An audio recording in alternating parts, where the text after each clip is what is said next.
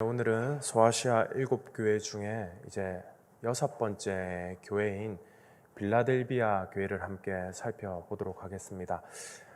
이 빌라델비아라는 이 지역 이름이 참 낯이 익은 분들이 많을 겁니다. 그렇죠? 이 빌라델비아라는 이름이랑 비슷한 이름이 미국에도 있습니다. 그렇죠? 필라델피아, 그렇죠?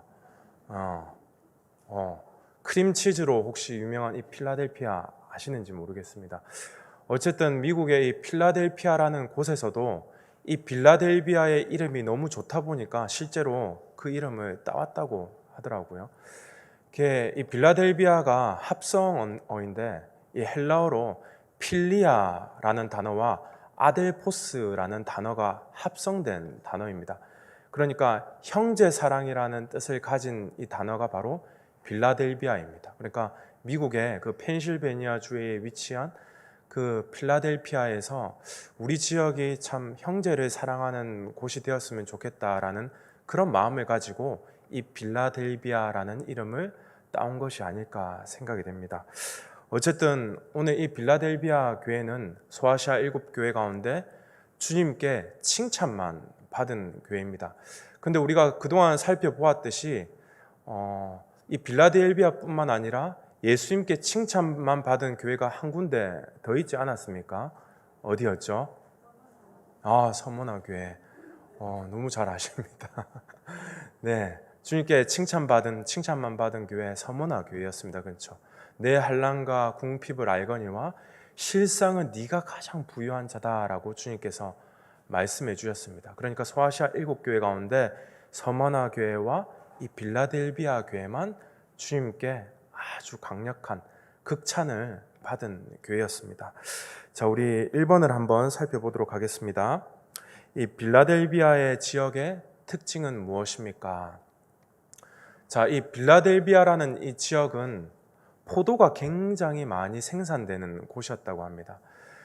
현재 이 티르키예에서도 이 포도가 굉장히 많이 생산되다 보니까 포도 농장이 수킬로미터나 이어질 정도로 지금까지도 여기에서 포도가 굉장히 많이 생산된다고 합니다. 아주 적합한 기후 그리고 적합한 토양에 맞추어서 이 빌라델비아 하면 많은 사람들이 포도를 당시에 떠올렸다고 합니다. 그렇다 보니까 포도가 유명해서 이 빌라델비아 교회 성도들이 이 포도를 잘 담궈서 포도주로 만들어서 소아시아에 있는 여러 교회에게 이렇게 선물을 주고 또 성만찬식 때 잘 사용할 수 있도록 공급해 주었다고도 합니다. 근데 이 빌라델비아 지역이 포도뿐만 아니라 또 한 가지 지진이 굉장히 많이 일어났다고 합니다. 화산이 일어나고 지진이 굉장히 많이 일어났다고 합니다. 자, 지진이 많이 일어나면 어떻겠습니까? 사람들이 불안해하고 장기간 그곳을 자신의 삶의 터전으로 삼을 수가 없습니다. 그렇다 보니까 많은 사람들이 유입되기보다는 사람들이 이곳에서 정착하다가 많은 곳으로 그냥 흩어져서 떠나버리는 겁니다. 그래서 이 빌라델비아 지역은 아주 작은 소규모의 도시였습니다.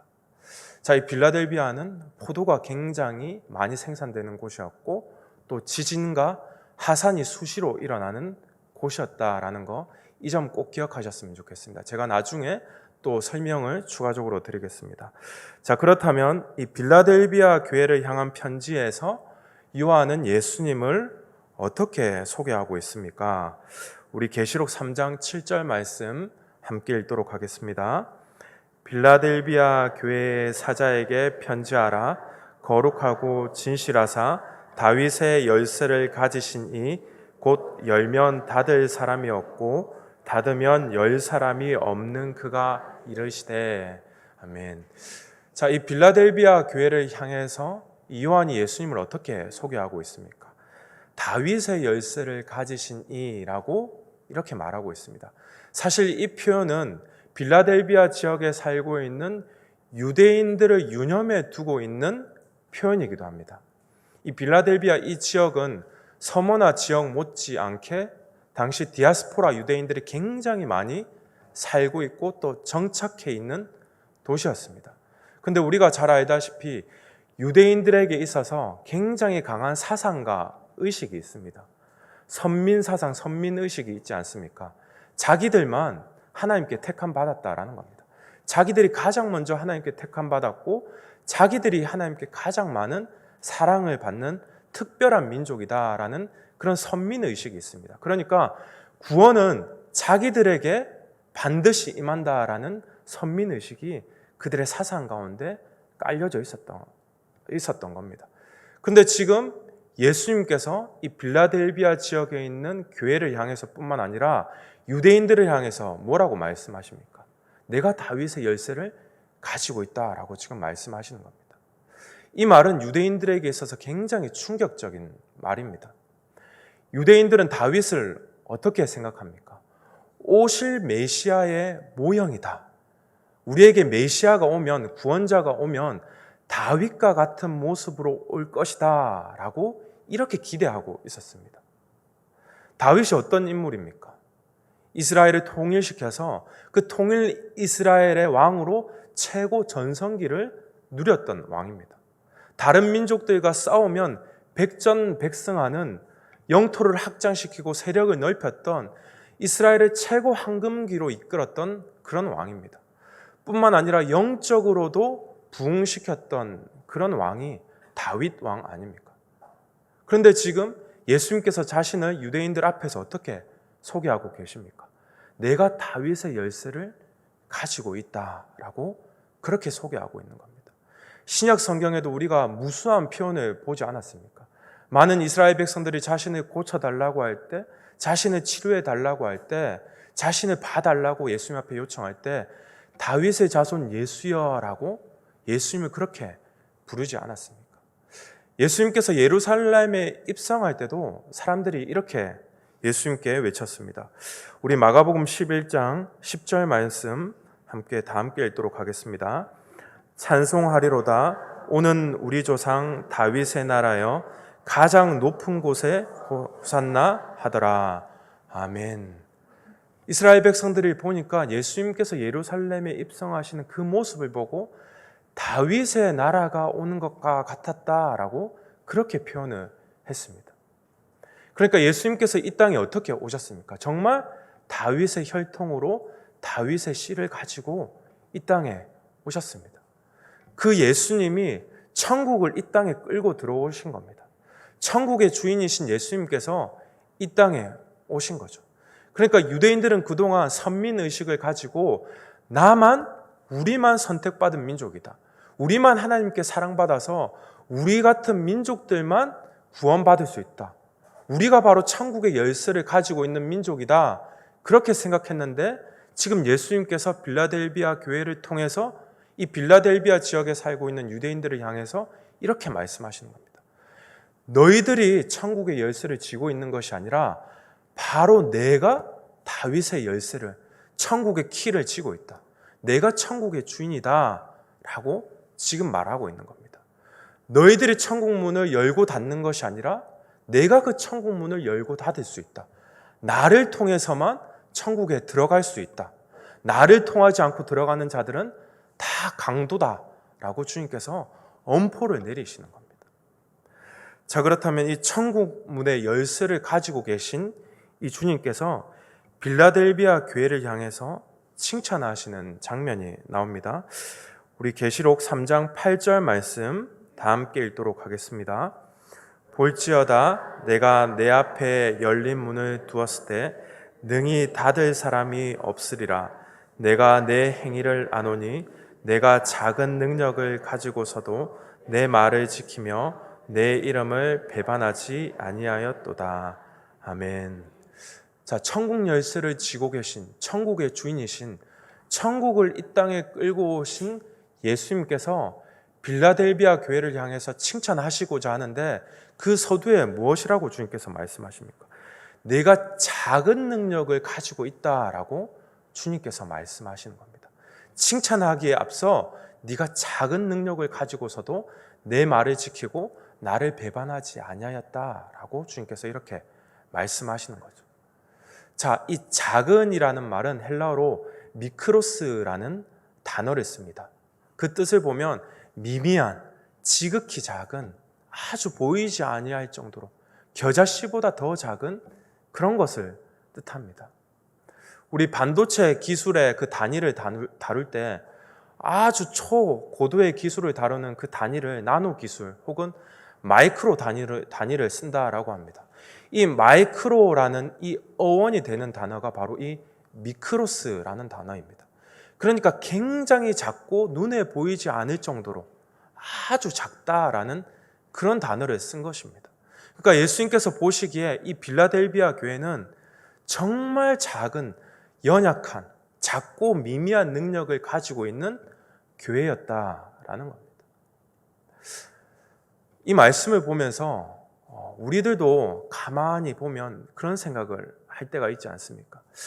하나님께서 하나님의 일을 하실 때 TV에 나오는 굉장히 유명한 연예인들을 들어서 그 사람들을 예수님 믿게 하셔서 그 사람들이 예수님을 영접하면 복음 사역이 지금보다는 훨씬 더 효과적으로, 효율적으로 예수님의 이름이 전파되지는 않을까, 그런 생각을 할 때가 있지 않습니까? 혹은 우리가 이름만 말하면 알 정도로 유명한 대기업의 총수, 그런 사람들이 예수님을 영접하고 예수님을 믿어서 막 교회에 기부도 하고 헌금도 하면 지금보다 선교 사역이, 전도 사역이 훨씬 더 흥왕하지 않을까, 그런 생각을 하지 않습니까? 그런 생각이 우리 마음 한켠에 있다 보니까 우리도 그렇게 생각을 합니다. 하나님의 일을 하려면 좀 능력도 있어야 되고 물질도 있어야 되고 달란트도 좀 많아야 하나님의 일을 할 수 있지 않을까라는 그런 생각을 우리가 할 때가 참 많습니다. 그런데 우리가 한번 하나님의 일을 하는 것들을 곰곰이 살펴보면 하나님께서 어떻게 일을 하십니까? 물론 아주 능력이 많고 굉장한 사람들을 주님께서 간혹 사용하시긴 하지만 대개 일반적으로는 하나님께서 작고 미약한 사람들을 들어서 하나님의 일을 펼쳐 가신다라는 겁니다. 그러니까 지금 주님께서 보시기에 이 빌라델비아 교회의 강점은 이 작은 것에 있는 것이 아니라 이 바로 능력, 바로 하나님을 믿고 하나님을 의지하고 하나님께 나를 사용해 달라고 하는 그 믿음에 이 강점이 있다라는 겁니다. 자, 이 빌라델비아 교회를 볼 때 우리가 이런 것을 생각할 뿐만 아니라 또 무엇을 우리가 생각할 수 있습니까? 빌라델비아 교회를 볼 때 우리가 작은 자를 하나님께서 들어서 쓰시는데 이 고린도전서 1장 26절부터 29절에 보면 사도 바울이 이렇게 말합니다. 우리 다 함께 읽도록 하겠습니다. 형제들아 너희를 부르심을 보라. 육체를 따라 지혜로운 자가 많지 아니하며 능한 자가 많지 아니하며 문벌 좋은 자가 많지 아니하도다. 그러나 하나님께서 세상에 미련한 것들을 택하사 지혜 있는 자들을 부끄럽게 하려 하시고 세상에 약한 것들을 택하사 강한 것들을 부끄럽게 하려 하시며 하나님께서 세상에 천한 것들과 멸시받는 것들과 없는 것들을 택하사 있는 것들을 폐하려 하시나니 이는 아무 육체도 하나님 앞에서 자랑하지 못하게 하려 하심이라. 아멘. 하나님께서 지혜 있는 사람들 말고 미련한 사람들, 하나님께서 능력 있는 사람들 말고 연약한 사람들을 쓰시는 이유가 무엇입니까? 능력 있고 강한 사람들 쓰면 세상 사람들도 자기도 보면 자기가 그 일을 한 줄 알고 착각하기 때문입니다.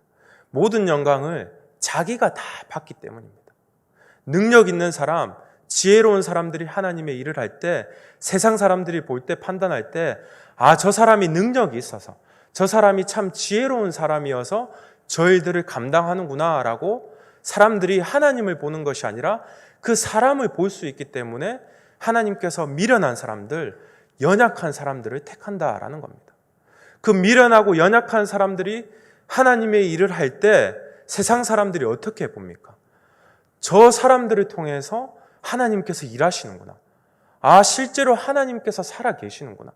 저 사람을 통해서, 저 미련한 사람을 통해서도 하나님께서 역사하시는구나 라고 세상 사람들이 그 사람을 보는 것이 아니라 하나님을 본다라는 겁니다.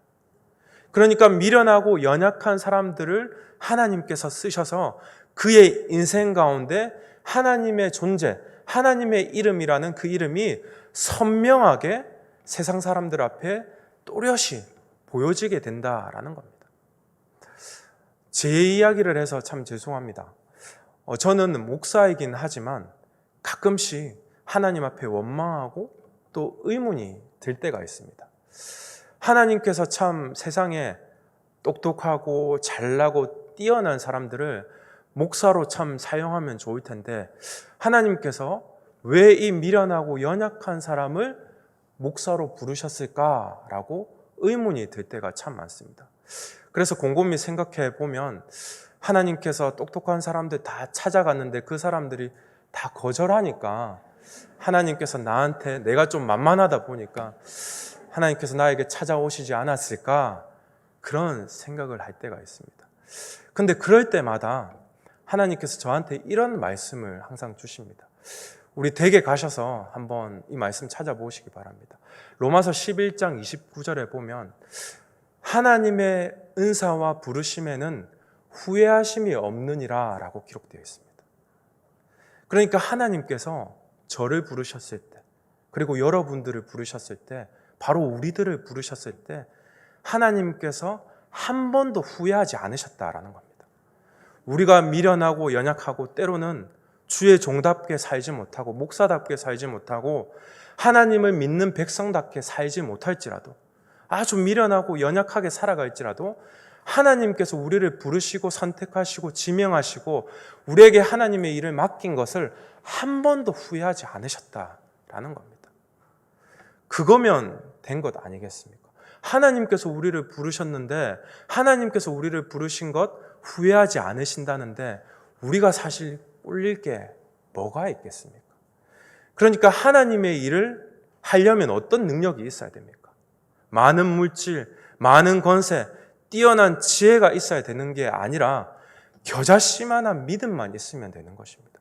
겨자씨만한 능력만 있으면 하나님께서 그것 들어 쓰셔서 이 산을 명하여서 저 산을 옮겨 주신다라는 겁니다. 빌라델비아가 칭찬받은 것은 그 작은 능력을 가지고서 하나님 앞에 매일 기도하고 고민하고 하나님 나를 사용해 주십시오라고 하나님 앞에 매일 요청하고 의탁했다라는 겁니다. 그래서 제가 서두에 말씀드리지 않았습니까? 이 빌라델비아 교회, 이 빌라델비아 지역이 포도로 굉장히 유명하다고 하지 않았습니까? 그래서 이 빌라델비아 교회가 자신들이 처한 상황 가운데 이것을 가지고, 이 작은 능력을 가지고 하나님 앞에 어떻게 쓰임받을까 모여서 기도하고 회의하고 고민하다가 이 포도주를 담궈서 지역 교회에게, 많은 사람들에게 성찬식을 할 때 우리가 공급해 주면 좋겠다라고 결정을 내리고 섬기고 헌신한 것입니다. 작은 능력을 가지고 하나님 앞에 귀하게 쓰임받은 거죠. 성찬식 때 어떤 일들이 일어납니까? 예수님께서 나를 위해서 죽어주신 그 죽음의 의미가 되살아나는 아주 거룩한 시간 아닙니까? 그러니까 작은 헌신을 가지고 하나님 앞에 나아가니까 하나님께서 이 빌라델비아의 작은 능력을 가지고 성찬식에 쓰이는 포도주로 그 능력을 주님께서 바꿔주신 겁니다. 그러니까 저와 여러분들이 작은 것에, 내가 작은 것에 집중하는 것이 아니라 내게 능력 주시는 자 안에서, 내게 능력 주시는 자 하나님께 집중하여서 내가, 그리고 우리 모두가 하나님 앞에 꼭 쓰임받을 수 있는 그런 인생들이 다 되셨으면 좋겠습니다. 자, 4번입니다. 이 빌라델비아 교회에 일어난 놀라운 일은 무엇입니까? 작은 능력을 가지고 하나님 앞에 헌신했더니, 그 말씀을 지키고 예수님을 배신하지 않았더니 주님께서 놀라운 일을 선물해 주십니다. 우리 계시록 3장 9절 말씀 함께 읽도록 하겠습니다. 보라, 사탄의 해당 곧 자칭 유대인이라 하나 그렇지 아니하고 거짓말하는 자들 중에서 몇을 내게 주어 그들로 와서 내 발 앞에 절하게 하고 내가 너를 사랑하는 줄을 알게 하리라. 아멘. 자, 작은 능력을 가지고 주님 앞에 헌신했더니 놀라운 일들이 일어났습니다. 자, 그 놀라운 일들이 무엇인지 알기 전에 여기 9절에 보니까 사탄의 해당 곧 자칭 유대인이라 하나. 제가 서두에 말씀드렸다시피 이 빌라델비아 지역은 서머나 지역 못지않게 굉장히 많은 디아스포라 유대인들이 살고 있다라고 했습니다. 그런데 이 디아스포라 유대인들이 주님께서 보시기에 어떠했다라는 겁니까? 사탄의 해당 같았다라는 겁니다. 회당할 때 이 회가 무슨 뜻이겠습니까? 모일회를 쓰지 않겠습니까? 그러니까 예수님을 믿지 못하도록 늘 모여서 회의했다라는 겁니다. 이 빌라델비아 지역에 살고 있는 사람들이 예수님을 영접하지 못하도록, 복음을 듣지 못하도록, 복음을 왜곡시키고 방해하는 무리들이 이 유대인들이었다라는 겁니다.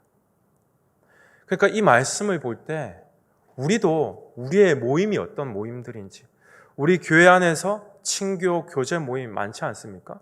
그리고 교회 밖에서도 사람들과 많이 모이지 않습니까? 과연 우리가 모이는 모임들이 사탄의 해당의 모임인지 아니면 주님의 교회를 세우는 모임인지 우리가 잘 분별해야 된다라는 겁니다. 아무리 건강해 보이고 아무리 나한테 유익이 되는 모임일지라도 복음을 방해하고 교회의 성도들을 비난하고 하나님의 그 마음을 근심케 하는 모임이라면 그건 주님께서 보실 때 사탄의 해당이라는 것입니다. 그런데 이 사탄의 해당, 곧 유대인들이 아주 놀라운 일들이 일어납니다. 이들에게 굉장히 놀라운 일들이 일어나죠. 여기 9절에 보니까 그들이 내 발 앞에 절하게 하고 내가 너를 사랑하는 줄을 알게 하리라. 자, 이 유대인들이 빌라델비아 교회를 향해서 절을 한다라고 기록되어 있습니다. 이 절하다라는 이 말은 프로스키네오라는 헬라어 단어를 씁니다. 그 뜻은 꿇어 엎드리다, 경배하다, 예배하다라는 뜻입니다. 그러니까 그동안 빌라델비아 교회를 핍박하고 복음을 왜곡시키고 많은 사람들이 예수님이 영접하지 못한 것에 대해서 용서를 하는 그런 행위뿐만 아니라 근원적으로 이 유대인들이 결국 예수님께 돌아온다라는 뜻을 가지고 있습니다. 마침내 예수님 앞에 예배하고 예수님을 경배하는, 예수님께 회심한다라는 그런 뜻을 가지고 있습니다. 그런데 어떻게 이 강팍한 유대인들이, 어떻게 사탄의 해당이라고 불리는 이 유대인들이 주님 앞에 다시 돌아와 주님을 예배하는 민족이 되었겠습니까? 자, 아까 제가 앞서 말씀드렸다시피 이 빌라델비아 지역은 포도로 굉장히 유명할 뿐만 아니라 지진과 화산이 빈번하게 일상적으로 일어나는 곳이다라고 말씀을 드렸습니다. 그러니까 화산과 지진이 일어날 때 많은 사람들이 어떻게 했겠습니까? 다 살기 위해서 도망가지 않았겠습니까? 지금 지진이 일어나고 화산이 터지니까 잿더미가 막 떠내려오고 건물이 무너지니까 일단 자기 목숨 살기 위해서 다 도망가지 않았겠습니까? 그런데 이 빌라델비아 교회 성도들은 그 위기가 벌어진 그 상황 가운데서, 지진이 일어나고 화산이 벌어진 그 상황 가운데서 많은 사람들을 섬기고 많은 사람들을 돌보아 주었다라는 겁니다. 자기 살기 바쁜 그 지진이 일어나고 화산이 터지는 그 가운데 대피해 있는 사람들을 섬겨주고 상처를 싸매어주고 말씀으로부터 배운 그 사랑을 적용하고 실천했다라는 겁니다. 그 모습을 본 유대인들의 마음이 어떻게 되었겠습니까? 아무리 강팍한 유대인들일지라도 그 위기의 순간에 이 빌라델비아 교회 상도들이 사랑을 실천하고 사랑으로 섬기는 모습을 보고 마음이 바로 녹아지지 않았겠습니까? 이 빌라델비아 교회를 통해서 그 주님의 사랑을 그들이 느낀 겁니다. 그래서 이 사탄의 해당, 곧 유대인들이라 불리는 이들이 주님 앞에 다시 돌아와 프로스키네오, 예수님을 예배하고 예수님을 영접하고 예수님을 경배했다라는 겁니다. 자, 그런데 한 가지 더 이 빌라델비아 교회가 참으로 칭찬할 게 무엇이냐면 우리 계시록 3장 8절 말씀 다시 한 번 더 읽어보겠습니다. 볼지어다 내가 내 앞에 열린 문을 두었을 때 능히 닫을 사람이 없으리라.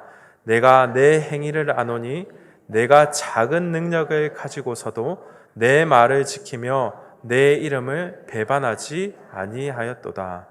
아멘. 이 사탄에 해당 곧 자칭 유대인들이라고 불리는 사람들의 마음이 녹아질 정도로 그 위기의 순간에 사람들을 사랑으로 섬기고 사랑을 실천하는 사람들이 바로 이 빌라델비아 교회였는데, 이 빌라델비아 교회의 강점이 또 한 가지 주님께 칭찬받을 점이 무엇인가 하니까, 하나님께서 주님께서 열린 문을 두었을 때 그 열린 문으로 많은 사람들을 인도했다라는 것입니다. 자, 이 열린 문이라는 이 말은 성경에서 전도, 선교라는 단어와 직결되는 단어입니다. 많은 학자들이 이 빌라델비아 교회의 별명을 열린문 교회라고 합니다. 그러니까 무슨 뜻이겠습니까? 이 빌라델비아 교회가 작은 능력을 가지고서도 전도하고 선교하는 교회였다라는 겁니다. 작은 능력을 가지고서도 전도하고 선교하는 교회. 자, 우리가 작은 능력을 가지고 선교하고 전도하는 거 참 쉽지 않습니다. 우리가 주님을 믿는 자로서 가슴 한켠에 늘 전도해야지, 선교해야지, 사람들을 참 많이 전도해야지, 이런 생각이 우리 가슴 한켠에 늘 있습니다. 그런데 어떻습니까? 전도하는 거 참 쉽지 않습니다. 시대가 참으로 악해져서 더 전도하기 힘들고, 길거리에 나가서 노방 전도하는 건 효과적이지도 못하고 더 힘듭니다. 그러면 우리가 어떻게 전도해야 되겠습니까? 바로 이 빌라델비아 교회 성도들처럼 열린 문의 기회를 잘 잡아야 됩니다. 열린 문의 기회. 구원의 문이 열릴 때가 어떤 때입니까? 전도의 문이 열릴 때가 어떤 때입니까? 평안할 때 전도의 문은 잘 열리지 않습니다. 평안할 때 구원의 문은 잘 열리지 않습니다. 지진이 일어나고 화산이 터지고 내 인생에 균열이 가고 지진이 터지고 화산이 일어날 때, 그때 전도의 문, 구원의 문이 열리는 것입니다. 우리도 다 인생에 지진이 일어나고 화산이 터질 때, 그때 예수님을 만나고 영접하지 않았습니까? 그러니까 주님께서 우리에게 열린 문을 주실 때는 원망하고 비난하고 질책하고 도망갈 때가 아니라 바로 전도할 때, 선교할 때라는 것입니다. 사도행전 16장 26절에서 27절 말씀을 우리 함께 읽도록 하겠습니다. 이에 갑자기 큰 지진이 나서 옥토가 움직이고 문이 곧 다 열리며 모든 사람의 매인 것이 다 벗어진지라.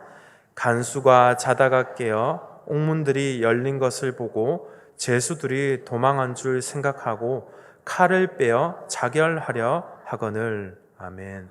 이 사도행전 16장의 말씀의 배경은 바울과 실라가 이제 빌립보에 가서 복음을 열심히 전하고 있습니다. 그런데 한 귀신 들린 여인이 이 복음을 계속 해방시켜 놓는 겁니다. 그래서 바울이 참다가 어떻게 합니까? 귀신을 내어 쫓기 시작합니다. 그런데 아주 큰 일이 벌어지죠. 귀신을 내어 쫓았더니 이 여종, 귀신 들린 여종을 고용하고 있던 주인들이 정부에 고발을 해버리는 겁니다. 이 귀신 들린 여종을 통해서, 점괘를 통해서 내가 그동안 많은 수익을 얻었었는데 이 바울과 실라가 귀신을 내어 쫓음으로 인해서 내가 더 이상 수익을 벌 수도 없고 영업을 할 수도 없다라는 명목으로 정부에 고발과 고소를 한 겁니다. 그래서 바울과 실라가 어떻게 됩니까? 감옥에 갇히는 겁니다. 그런데 하나님께서 그것을 가만히 지켜만 보고 계십니까? 이 사도행전 16장의 말씀처럼 큰 지진을 주님께서 일으키십니다. 그래서 어떻게 됩니까? 큰 지진이 일어나서 감옥 문이 다 활짝 열리게 됩니다. 그러면 이제 바울과 실라는 기회를 잡은 겁니다. 감옥 문에 갇혀있던 죄수들에게는 이제 자유의 기회가 된 겁니다. 그런데 하늘이 무너지고 땅이 꺼진 사람도 있습니다. 누구입니까? 이 감옥을 지키고 있는 간수였습니다. 당시 로마 법에 의하면 간수가 만약 죄수를 놓치거나 죄수를 아무 이유 없이 풀어주면 자신의 목숨으로 그것을 다 지불해야 됐습니다. 그러면 지금 이제 감옥 문이 열려 있으니까 다 죄수들이 도망한 줄 알고 지금 자결하려고 하는 겁니다. 그런데 이 옥토의 문이 열린 것보다, 지진이 일어난 것보다 더 놀라운 일이 일어납니다. 우리 16장 28절 말씀 함께 읽도록 하겠습니다. 바울이 크게 소리질러 이르되 내 몸을 상하지 말라, 우리가 다 여기 있노라 하니. 지금 바울과 실라가 기회를 잡았습니다. 죄수들이 다 기회를 잡았습니다. 도망갈 기회를 잡은 겁니다. 그런데 어떻게 합니까? 그 자리에 가만히 있었습니다. 자기들만 가만히 있었던 것이 아니라 죄수들이 다 여기 있습니다라고 간수에게 자기 몸을 상하게 하지 말라라고 합니다. 그러니까 바울과 실라는 이 도망갈 수 있는 이 기회를, 감옥문이 열린 이 기회를 전도의 기회로 삼은 것입니다.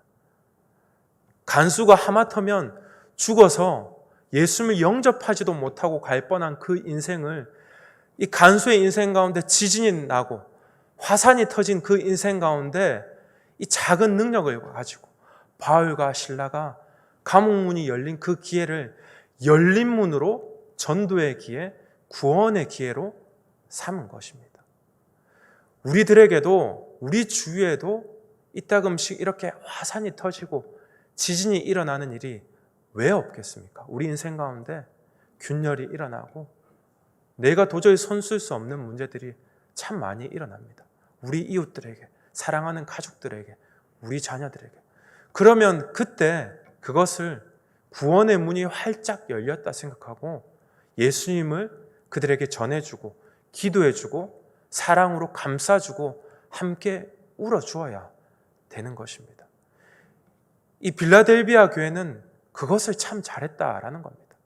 작은 능력을 가지고 지진이 일어나고 화산이 일어나는 그 악천후의 환경 가운데서도 그 위기를 기회로 삼아서 전도의 열린 문을 잘 붙잡아서 하나님께 극찬을 받은 교회였다라는 겁니다. 자, 그렇다면 이렇게 작은 능력을 가지고 지역교회를 잘 섬기고 포도주로 사람들을 섬길 뿐만 아니라 열린 문을 잘 붙잡아서 많은 사람들을 돌아오게 한 이 빌라델비아 교회에게 주님께서 궁극적으로 약속의 말씀을 주십니다. 우리 계시록 3장 12절 말씀 함께 읽도록 하겠습니다. 이기는 자는 내 하나님 성전의 기둥이 되게 하리니 그가 결코 다시 나가지 아니하리라. 내가 하나님의 이름과 하나님의 성 곧 하늘에서 내 하나님께로부터 내려오는 새 예루살렘의 이름과 나의 새 이름을 그의 위에 기록하리라. 아멘. 작은 능력을 가지고 주님 앞에 귀하게 헌신해서 크게 쓰임받은 이 빌라델비아 교회를 향해서 주님께서 약속의 말씀을 세 가지 줍니다. 우리 교환에는 나와 있지 않지만 10절에 보면, 계시록 3장 10절에 보면 주님께서 너희들에게 시험의 때를 면하게 하겠다라고 말씀하십니다. 이 원어적으로 보면 이 시험의 때를 면하게 하겠다라는 뜻이 아니라 시험의 때 가운데 너희를 지켜주시겠다라는 뜻입니다.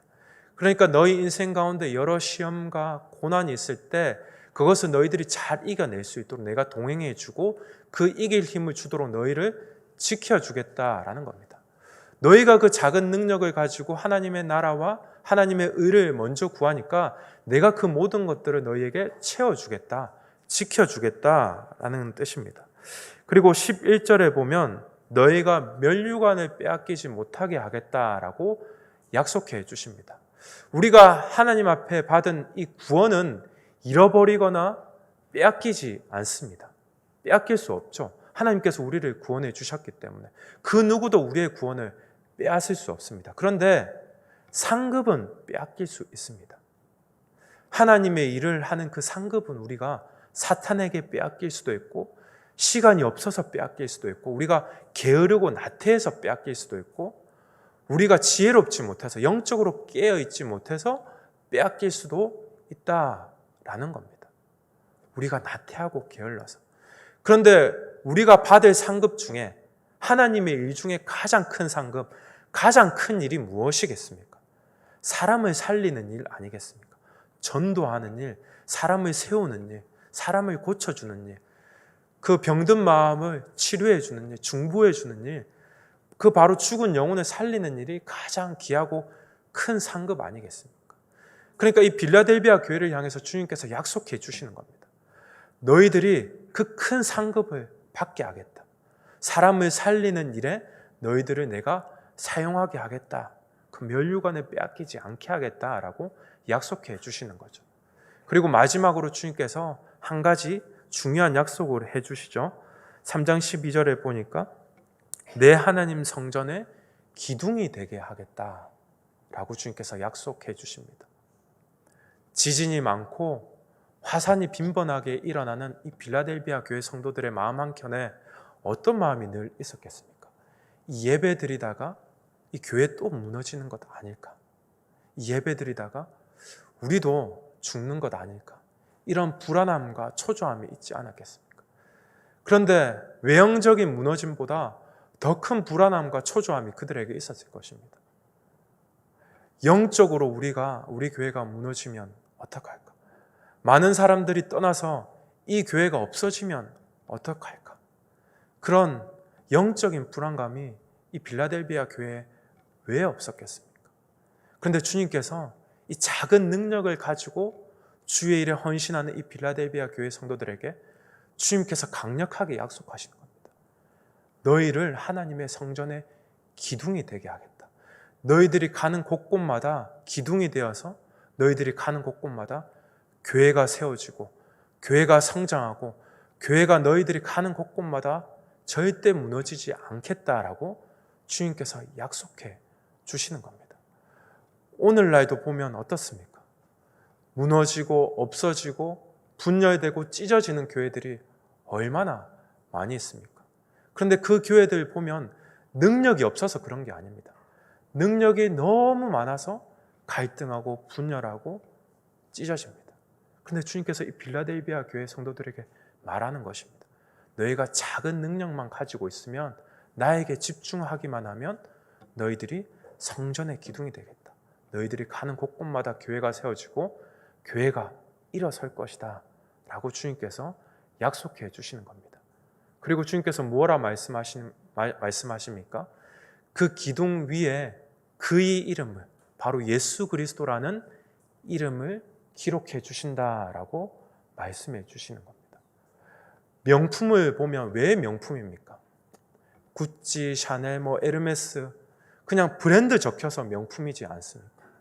그러니까 우리 인생 가운데서도 주님께서 예수님의 이름이 적히면 그거 명품 되는 인생이지 않겠습니까? 교회를 세우는 인생, 교회를 굳건히 잡는 그 기둥 같은 인생, 작은 능력을 가지고 사람들을 섬기고 교회 안팎을 돌보는 그 인생에 주님께서 예수 그리스도라는 그 이름을 기록해 주시는 명품 같은 인생을 주님께서 살게 해 주시겠다라는 겁니다. 오늘 이 빌라델비아 교회 말씀을 보면서 저와 여러분들이 내 자금에 집중하는 것이 아니라 내게 능력 주시고 나를 후회하심 없이 부르신 그 하나님께 집중하여서 태산 같은 그 믿음으로 태산 같은 놀라운 일들을 행할 수 있는 저와 여러분들이 다 되었으면 좋겠습니다. 우리 다 함께 기도하겠습니다.